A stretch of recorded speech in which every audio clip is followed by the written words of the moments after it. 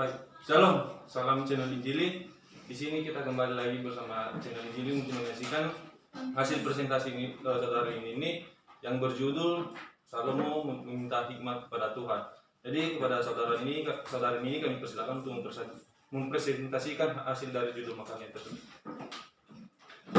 Baik, terima kasih kesempatan yang telah diberikan kepada saya. Pada siang hari ini saya akan mempresentasikan tafsiran saya dari kitab 1 Raja-Raja pasal 3 ayat 1 sampai 15. Yang menjadi latar belakang dari tafsiran saya ini di mana pemerintahan Salomo, perjalanan Salomo menuju takhta kerajaan.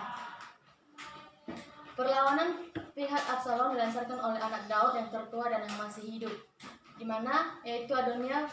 2 Samuel pasal 3 ayat 4 yang sangat menginginkan kerajaan takhta kerajaan Israel menjelang hidup ayahnya, didukung oleh Yoab, panglima Daud yang sudah diberhentikan dan yang membunuh Absalom dan oleh Abiatar. Selanjutnya, di mana permintaan itu ditolak oleh Salomo, yaitu kelihatannya takut bahwa perkelahian seperti itu akan memberi angin kepada Adonia yang menjadikan alasan merebut takhta. Permintaan Adonia yang tak bijaksana itu harus dibayar dengan nyawanya. Sesudah Imam Abiatar dibawa dari jabatan, Yoab dibunuh di hadapan Mezbah. Salomo memerintah tanpa lawan. Pada waktu itu Raja Salomo menaik takhta ayahnya Daud dan memulai memerintah dalam bangsa Israel. Raja Salomo masih terbiasa mempersembahkan korban bakaran di bukit-bukit pengorbanan, di mana bukit-bukit pengorbanan itu adalah bekas tempat pemujaan dewa-dewa orang Kanaan. Tafsiran di mana 1 Raja-Raja pasal 3 ayat 1 sampai 15. Di mana doa Salomo memohon hikmat kepada Allah. Lalu Salomo menjadi menantu Firaun raja Mesir.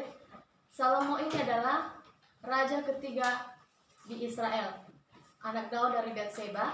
Nama dari Firaun yang masih belum dapat diketahui dengan jelas.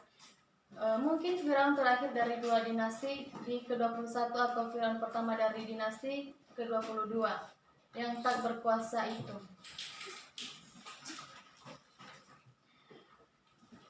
Lanjut, di mana penyembahan Salomo di bukit-bukit pengorbanan. Hanya bangsa ini yang masih mempersembahkan korban di bukit-bukit pengorbanan. Orang-orang ini tidak setuju secara khusus melakukan kesalahan karena beribadah di berbagai tempat. Kebiasaan ini merupakan warisan di masa hakim-hakim. Nah, bukit-bukit pengorbanan ini dipandang sebagai tempat yang suci menyembah dewa-dewa Kanaan. Di masa awalnya pemerintahan Salomo, bukit-bukit pengorbanan ini hanya dipakai untuk menyembah Allah dan hanya di wilayah Gibeon. Nah, ini suatu bukit pengorbanan sekaligus tempat kudus yang dipakai di Kanaan sebelum orang Israel memasuki negeri itu. Sebelum bait suci dibangun di Yerusalem sebagai pusat mempersembahkan korban, Israel mempersembahkan korban kepada Allah di bukit-bukit di dataran tinggi dan kadang-kadang dataran tinggi. Nah, Salomo mempersembahkan korban di Gibeon. Sebelum bait Allah didirikan, Gibeon yang terletak di wilayah suku Benyamin yang menjadi milik mereka sejak zaman Yosua dan merupakan taman terakhir di kemah suci, menjadi pusat orang Israel. Bukit pengorbanan di Gibeon merupakan kemah pertemuan Allah dibuat oleh Musa di padang gurun, di mana 2 Tawarikh pasal 1 ayat 1 sampai 13 dijelaskan bahwa persembahan korban makanan di Gibeon itu menunjukkan suatu upacara keagamaan yang bersifat penghukuman sebagai ganti penobatan.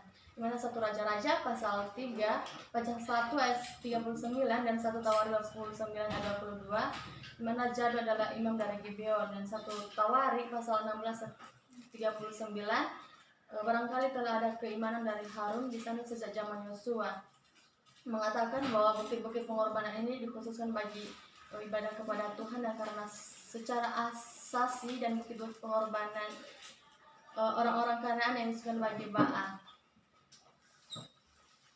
Impian Salomo dan jawaban Tuhan.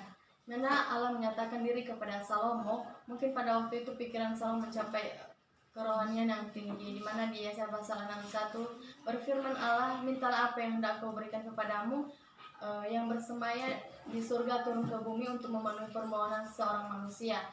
Pada waktu itu Salomo bisa meminta apa saja.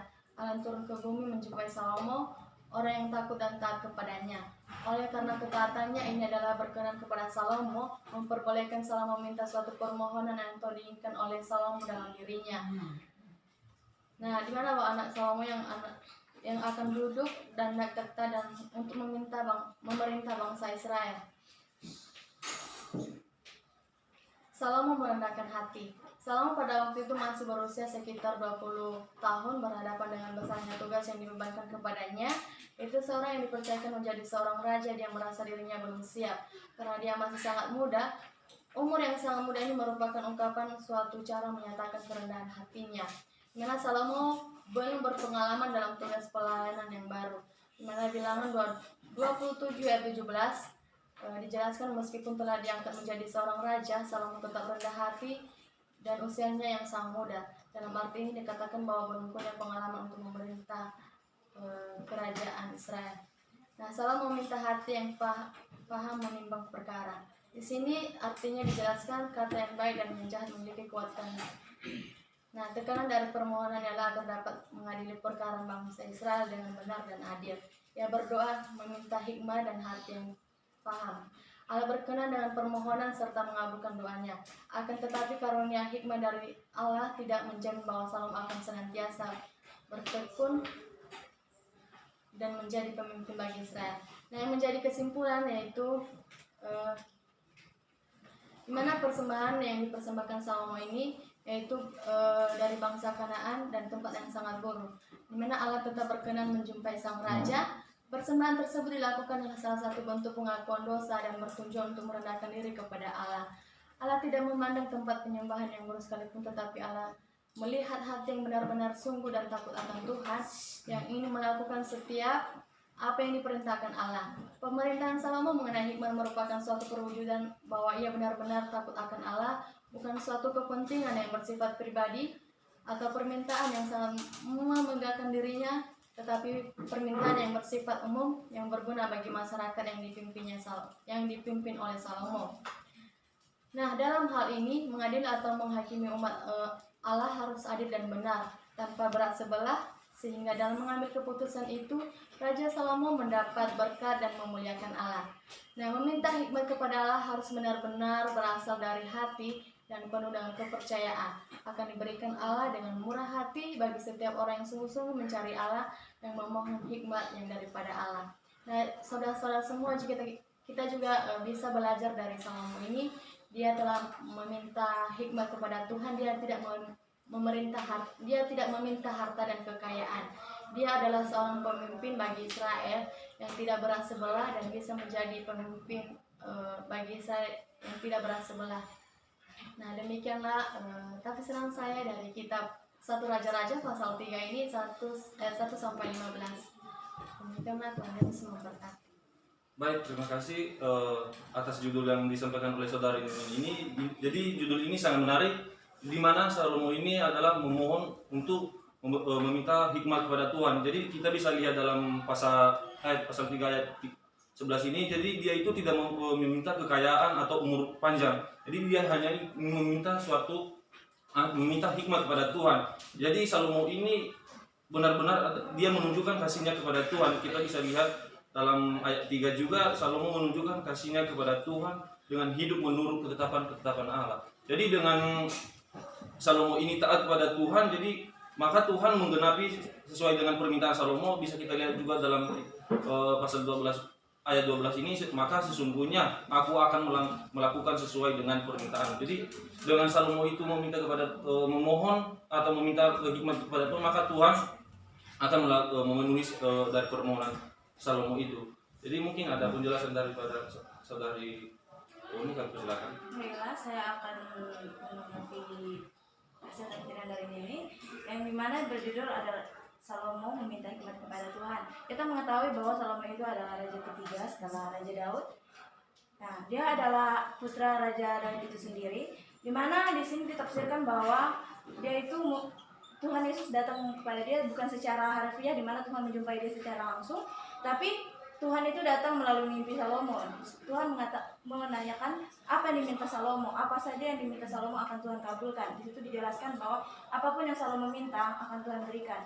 Tapi Salomo merendahkan hatinya, dia tidak meminta kekayaan atau kemenangan untuk apa yang dia lakukan, tapi dia meminta hikmat, dia merendahkan dirinya.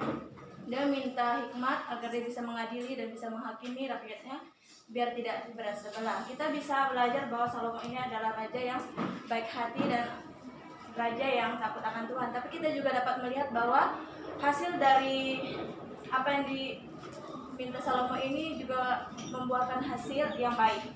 Dan kita juga bisa melihat juga bahwa di sini tadi dijelaskan bahwa Salomo juga mempersembahkan korban kepada Tuhan, tapi Salomo hidup dalam kasih Tuhan. Tapi Salomo terjerumus dalam dosa penyembahan kepada berhala. Kita dapat melihat bahwa tadi Nini juga menjelaskan bahwa Salomo memberikan persembahan kepada berhala-berhala dan itu sangat tidak menyenangkan hati Tuhan. Mungkin itu adalah dosa dari Salomo. Baik, terima kasih dari hasil presentasi saudari ini. Semoga kita juga sebagai kehidupan kita sekarang, kita harus meminta hikmat bukan karena kekayaan atau yang lain-lain. Kita setia juga dalam ketetapan Tuhan, maka setiap permintaan kita akan dipenuhi. Baik, terima kasih atas kesempatan ini. Salam channel Injil.